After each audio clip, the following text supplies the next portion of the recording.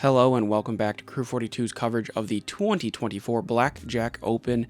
This is our first event of the 2024 season, and we have moved for round 2 for our MPO lead card at Paint Creek Park. My name is Zachary O'Haron, and on the commentator's mic with me, I have Papa Wolf. How you doing? I'm great. Excited to be here. Remember to hit that like and subscribe button. Yeah, absolutely. You're going to take a look at our lead card here. We have Nicholas Gill from Michigan, Jeremiah Kraus out of Ohio, Sam Smigiel out of Michigan, and James Corder out of Kentucky. Some great shooters here for our 21-hole Paint Creek layout here. Pretty tight race actually as well. There's 3-stroke difference between our first and 10th place current standings. Nate Wegren there at the bottom there. It's anyone's race. Very tight technical course here. It's going to be a race to the finish here, starting off with hole 1, one of the longer holes on this course, 418, par 3. Going to hang it off over the road, try to let it come back to the left towards the basket. You can see the flagpole there, real close to the basket. That's your marker from the tee pad because you can't quite see the basket. Loved how they use the flag as a little way to draw your attention. Plus, great to get the wind read up by the basket with the flag. This is the 2:40 start time. Lead card, 2024 Blackjack Open presented by Dynamic Discs. First on the tee at 8 under par from Grand Rapids, Michigan, Nicholas Gill. Nick is a standing Crew 42 regular at this point on the channel several times. Made the trip down to this event with the $10,000 added cash. A lot of big name pros kind of in the area decided to come down to this B tier, and he is going to be right outside circle there on his drive. Also at 8 under par from Beaver Creek, Ohio, Jeremiah Kraus. Woo! Local and probably one of the favorites to win this event based on who's in the area. TD, who's making the announcements, was saying he thought he was going to take it down here. Has a nice drive as well. He's going to be just outside circle for his putt. Tee at 7 under par from Grand Rapids, Michigan, Sam Smigiel. Yeah, let's go, Sam. Hey, Brian, quick Crew 42 question for you. Do you know how many chase cards Sam has been on while Crew 42's been filming? Oh, it's got to be over 3. It's 8. And rounding out the lead card, also at 7 under par from Bowling Green, Kentucky, he's finally cracked James into the Corder. lead card, and we're so excited. Well, super stoked to have him here. Hey, lead card plays just about average at a 3, so let's see how this one plays out. Looks like all our competitors are going to be in that circle 2 range. A little bit of wind today. I was going to make it a little more difficult to kind of attack the basket here. We'll see if anyone can get the long birdie look. And more than half the holes of this course are playing under par, so we're going to be looking for a lot of birdies from this crew. Oh. Great bid there from James. Not able to get that to dunk, though. Gonna have a tap in for his 3. Nick now from about 35 to 40 feet.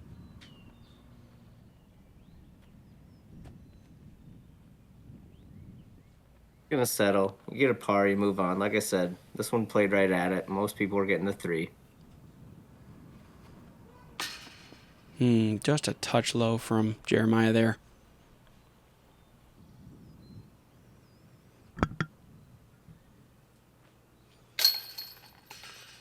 Listen, Zach, I got a very personal question for you while we're here on Crew 42. Yeah, absolutely. Go for it. Are you personally, like, are you Zach? Are you gonna rock a? Oof, that's a bad splash out. Yeah, not. Are you good. gonna rock a bucket hat? A bucket hat. As a cameraman, I 100% would. What about as the borderline MPO player you are? If you get me the right one, I will do it. I give anybody credit that rocks anything non-traditional on the head because I don't think I could do it. Yeah, Sam's rocking his for sure. He makes it look really good. Hole 2 now. He really does. Hole 2 now, par 3, 411.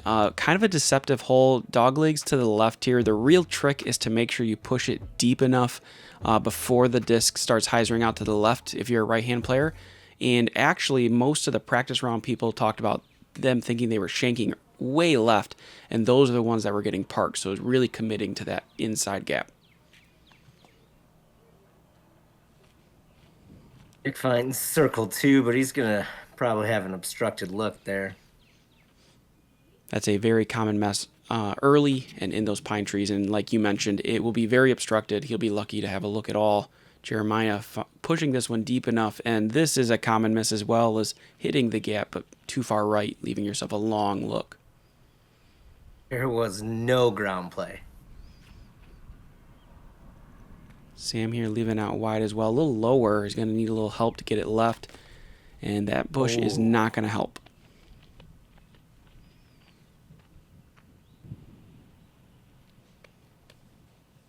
James can settle down after that unfortunate splash out there on 1.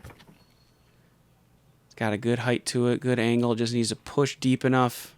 Fortunately, he's not going to get around that corner.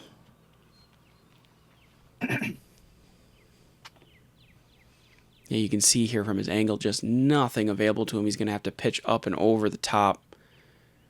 Try to make something happen. Yeah, that'll work. Sam looking for the sneaky route. Yeah, he had almost nothing. Just kind of punches it through. Is actually able to get up to about 15 feet or so. Love it. Go in. Let's go. That's huge. What a great way to get going. We're going to run that one back. It's a big course. You want to be probably 2 to 3 down through the first 5 or 6 holes here. This is a great extra hole, I think, to get from distance. Able to get that one to Heiser perfectly on that right side. Sticks it in there, and you can see the excitement for Jeremiah getting his round going the right way. Shout out Disc Golf Threads for sponsoring that group. Yeah, Nick has to play pop out. Yeah, you called it right. He just had nothing there. We're going to have a few tap-ins here to finish up our hole. I feel like par is pretty common on this hole.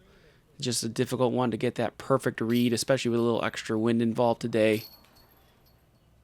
And that's as mentioned, this actually ends up being one of the 8 hardest holes because it plays .04 above par. Oh, wow, yeah.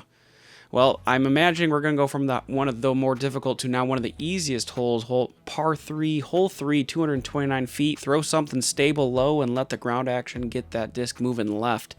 I don't think the high hyzer, even though it's there, is as good, but you could take the high hyzer if you chose so. Jeremiah listens to your directions and says, I can get a leaner maybe. Just a great shot from him, carrying over the momentum from the last hole. Nick's going to try to throw the same line as well. Just misses that tree.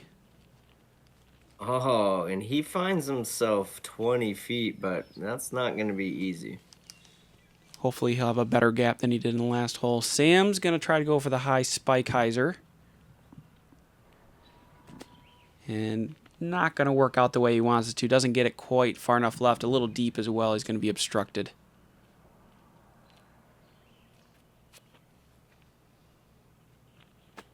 Fire right at that. Whoop. Ooh, a little deep. I really like the slow kind of zone play, slower kind of mid-range kind of slot that you can get around that corner with as long as it's overstable enough. You can you can see from James's shot that sharp edge. If you get a big skip, especially if it counters, it's going to go deep, and you can see he's in trouble now.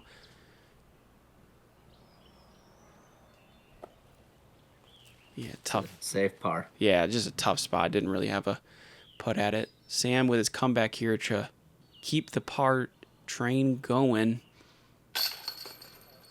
Yeah.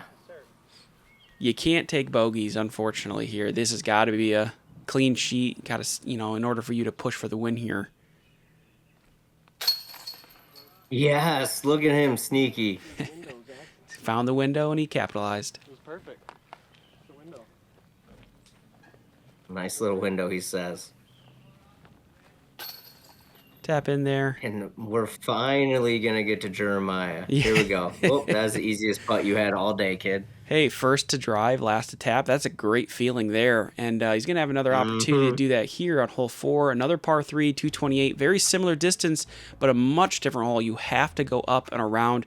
The gap gets to maybe 10 feet wide that you're trying to penetrate through. The trees are very guardian, and it's really thick if you're not in that gap. So players are going to want to try to hit this gap perfectly to give themselves a putt.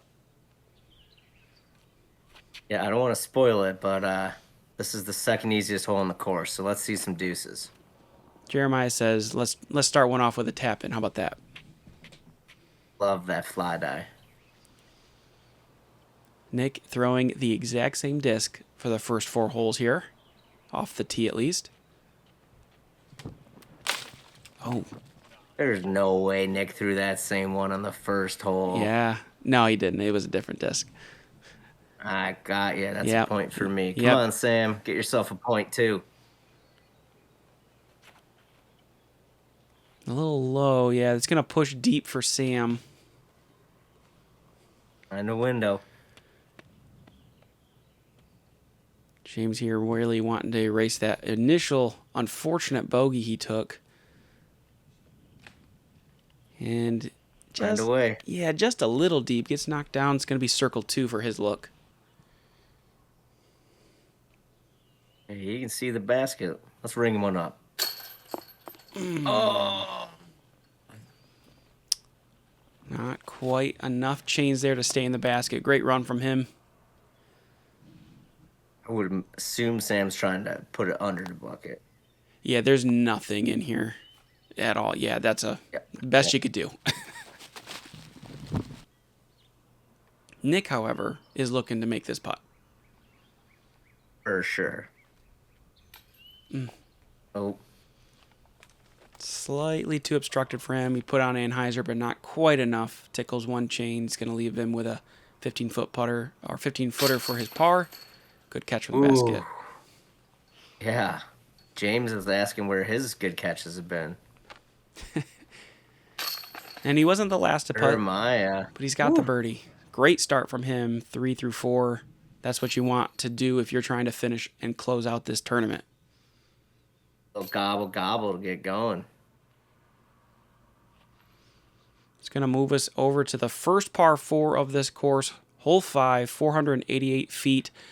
It just winds over here to the left. Really big arms can throw the hyzer that gets to the basket or throw it flat and let the wind carry it to the left to get into circle 2. You even use the road for an extra skip if you're lucky enough. There is a bit of a drop-off behind the basket, so on your approach shot, there's a little danger for OB deep if you're not very good with that touch approach.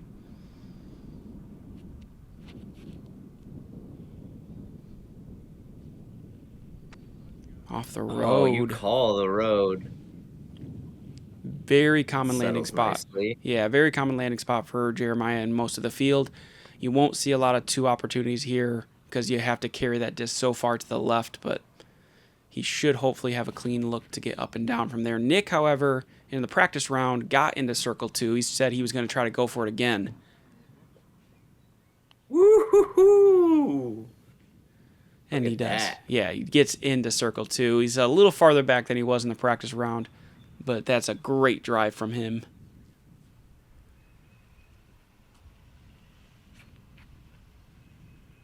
Damn, it's so smooth. Yeah, I think he even powered down. Long grass slowed him down, yeah. I don't think he was trying to get to the basket, just trying to get in the safe landing spot, take a birdie here. He's been having a slow start to his round. He needs a birdie to get things going. Uh-oh, car in the way. Just kidding. We're going to flare. We're going to be great. Loved it. A little short of Nick, but spectacular drive. And really, the extra distance makes the approach just that much easier. A little jump. Probably not close enough to run it, so we'll probably see a jump putt from him. That's going to settle nicely. Good job. Bullseye for Sam. Jeremiah now, excuse me. Looking to match. He's going to go with a backhand touch approach. He needs to slow down. Ooh. That's that OB I was talking about. It can come up quick if you get over that mound. Luckily for him, he's going to hit the brakes. Yeah, it's a risky biscuit for sure. My goodness, James has been running the basket. It feels like his lines have been so good, he just hasn't been able to get it in the basket yet. I think that was a real smart play by young Nick Gill there. Let's just throw it underneath. You can even see it kind of shake his head a little bit. It's like, just not worth it. Yeah. Oh, wow. Oh. A little low, lots of chains, but pushed him out at the end. He's going to have to, unfortunately, walk away with a par. Sam gets his first birdie. That's got to feel good. Yeah, finally on the scoreboard. And this course, being 21 holes, means you got a little extra wiggle room if you need to make a late run. Since 2015, Great Lakes Disc has been supporting players at all levels, from local leagues and events to professional disc golfers on the Disc Golf Pro Tour. Visit GreatLakesDisc.com to learn more. We are back with hole 6, par 3, 347, and it is a doozy. Super low ceiling. The best air shot you can throw, I think, was a low screaming forehand or a roller if you have that in your bag. Just get it as close as you can. Bonus birdie, in my opinion, here on this hole. Yeah, this ended up coming in as the 4th hardest hole. Remember, we got 21 holes, too, so that's not too many birdies. Only 5 birdies in the entire round on the hole. Oh my, Nick trying to go for that roller play. He did that in practice. It's not his normal play, but he thought it was better than the forehand or backhand he was throwing earlier, because if you burn it too low, like that right there, your bogey comes into play really quick. So he was trying to just get it to the woods edge, which he did. Sam's going to be a little shorter than that. Oh, carry. Burned at the very end there. James with a great line, but this is a tough hole to get the disc all the way there, even though it's 347 feet.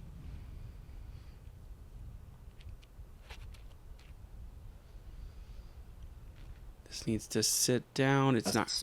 It's in the woods. All right, forehand from the knee. One of my favorite shots. Has about 280 to the pin. And he's laced the line, but this is too much. It's going to actually go past and in the bush behind the basket. It's going to be circle's edge.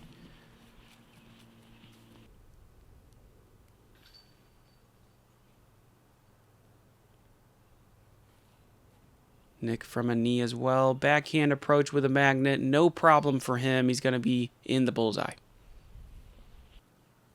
Yeah, that settled nicely. Looks like the grass is a little longer, so it's going to help settle things when throwing flat.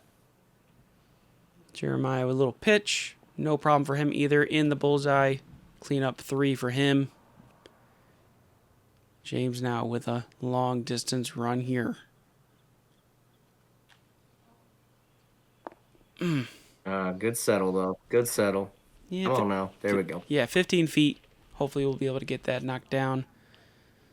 Sam with his comeback putt here. 32, 33 feet or so from the knee obstruction.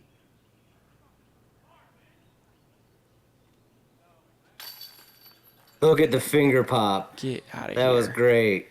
Let's run that one back. He knew what he was doing. Yeah, that's to stay clean, not to give up that birdie he just earned. He's been struggling to get the scoring going, but this is going to save a stroke for him for sure. I don't think he's losing too many strokes to the field. Or as you mentioned, 5 people. So great save from him. Yep. Just a great putt from the... And his putting has improved drastically. Those of you who have, know Sam, he used to be such a firm putter. It didn't stick in the basket very well often for him, but he's really developed a nice touch to his putt in the most recent year, and it's looked really great. James flirting with that spit out again. Here we go. A little cleanup here. Clean up aisle 6. A little star par action. Yeah, it's great star par with Sam's putt from the knee there, and that's going to move us on to hole 7, 329, par 3. It's a forehand hole here. Just get your whatever overstable fairway driver into this gap. Let it hyzer naturally off to the right. Some plinko trees here you got to avoid if you really want to park the hole, but anything in those trees, that cluster of trees, will give you a putt look. So just anything through the gap is safe. Yeah, this one actually ends up playing the hardest on the entire front 10, 11. I don't know how you want to chop 21, but you get it. Yeah, first half or so.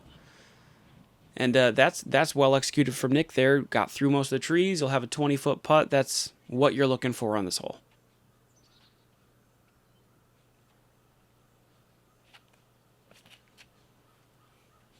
Oh, that's high. No, sit down. Oh, big thick tree says no, no, no. Yeah, kicked him back. He's going to be on the edge. You'll still see the basket, but you can go a little higher where Sam went if you push it a little deeper. The problem is if you go too short, which looks like James was headed that direction. Good push out of the woods there to stay in the short grass.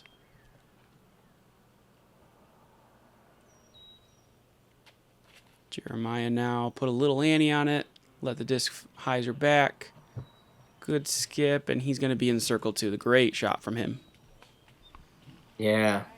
Man, even great shots give you an obstructed circle 2 putt. Isn't that crazy? Yeah, it's those trees being so close to the end of the hole just make it very difficult to avoid, which adds the difficulty to the hole, which is why it's the hardest in the front half of the course. And with an obstruction. He's going to give a little pitch Back to back. here. Come on, Sam. Oh, good effort, though. He's going to move us back to James. He's got this 40-footer to try to save par. No doubter. Yes, let's go. Good Let's catch. go. That's got to feel good. Needed that for sure for his round. Jeremiah now just outside circle or so. And just a little too low. How was the wind this day? Was there a lot, a little? What's the story? Not as much as the day before. It is definitely calmer, but enough to impact a couple putts in the open field, and that's not what you want to see. Back, we have 2 of them now. Bad spits by the basket. My jaw is now finally coming back. Wow, that was just an unfortunate flop out, Nick. Yeah, and for all you players out there, one of the important things when you have something like that happen is to keep the mental knowledge in your, and momentum of knowing the putt he just threw was great. That was a great putt. He shouldn't change it. That he's locked in with that. Just unfortunate break for him there. We're going to head over now to hole 8, par 3, 262. Tight tunnel, throw in a mid-range or, fast putter disc through that gap. Anything that gets you in there for a putt. It's slightly uphill, so if it's low, it will kind of use the ground play a little bit to kind of slow it down.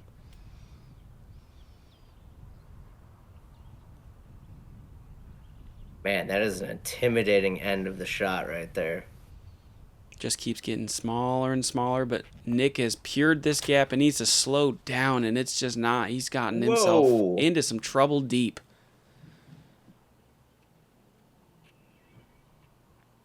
Sam with the forehand here. I like this play as well. If you're more comfortable with this play, low driving forehand. He's got this on a good line. Just needs to sit down.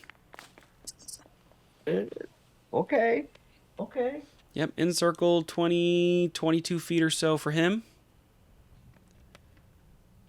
James now, I'm assuming this is a mid-range from him. Hugging that left side, cuts through all the foliage. He is in circle as well. That is great. Very fortunate. That left side does not normally let stuff pass. If you hit stuff, it knocks it down really early, but he gets, closest to the group so far.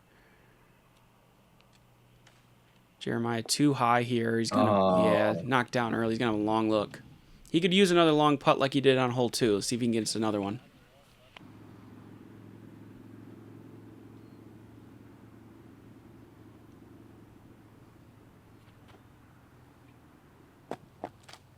That's an easy tapper. Yeah, too low for the run there. As I mentioned, a little uphill. Nick is in the jungle right now. It is rough. Yeah. It's 2 holes he's had of that now, and which plays a big role. He's down by 1 stroke. Jeremiah started off really hot. He's cooled off since then. Nick has not been able to really get anything going. Sam off to the right side. Had a chance to get another birdie there. Not going to work out for him. James gets his third. All right, well, we got somebody that has one. Oof. Yeah, a little slow from our lead card here, and I know that was really packed there in the top 10, and the tee time's happening right now, which means some guys have kind of crawled their way score-wise, kind of close to them, and so those who are looking at the scoreboard are kind of calculating in their head how many holes ahead they are, so they can see what they need to do to get themselves in the right position. And hole 9 is a very scoreable hole. They're going to want to get 241 feet, par 3. You have the right gap with a hyzer or the straight gap where you can throw a little anhyzer or maybe a forehand.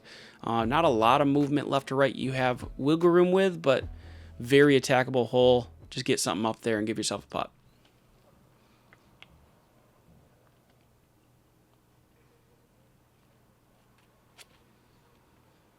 James electing to that wide right hyzer look, and it is paying off. Great shot from James into the circle, 15 feet. Wow. I was just thinking about how intimidating it is to be the first on the box on a hole like this with that tight gap. Nick's going to try to follow suit there, also taking that right gap. Oh, sneaky. A little shorter circle 2, but he's going to have a putt for birdie as well. Sam electing to that forehand play I mentioned.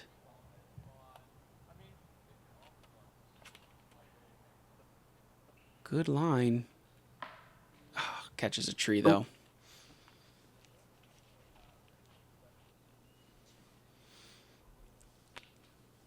Last in the box here, Jeremiah. Going to go with a backhand. Looks like he's going to line up that right side, I think. Oh, too wide and gets knocked down early. Yeah, we heard that way too fast. Forehand approach now. Needs to get this close. By it.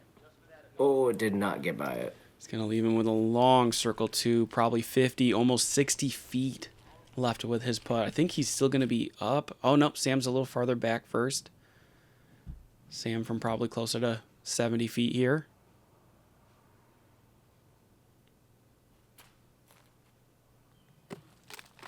Good effort. Gets him to about 15-20 for his comeback putt for par. So as Jeremiah lines up, something that I think about, what a great putt. You see all these pine cones, and everybody that's outside the circle that's doing any sort of step or jump, like, you really got to be aware of where your foot's going to land so you don't have an injury there. Great point there, Brian. Great point there, Brian. Oh, that was, can't blame the basket on that one. yeah, uncharacteristic miss for Nick there. Gonna leave himself wide. Leaves us up to Sam with this 15-footer for his par. Yes. He's keeping it. He's just trying to keep it clean right now. He's using his putter to make sure nothing gets into the red.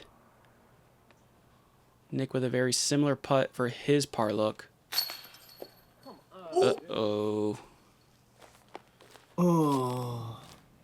That's a big swing. That's unfortunate. Big swing for Nick. In the wrong direction, unfortunately. While James over here has very quietly been pulling together some birdies here in the last 5 holes. Getting himself in position with a couple strokes back from Jeremiah now.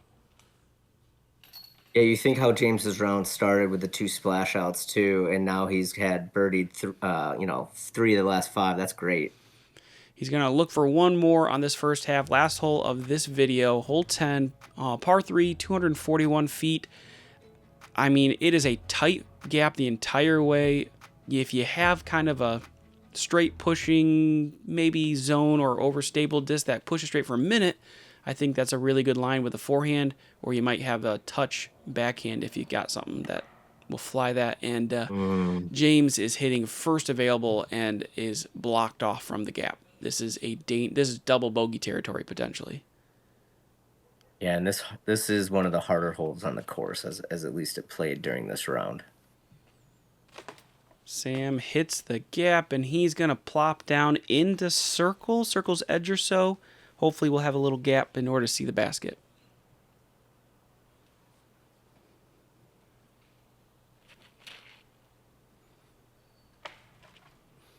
Looks like Jeremiah gets cut down early. Yep, inside.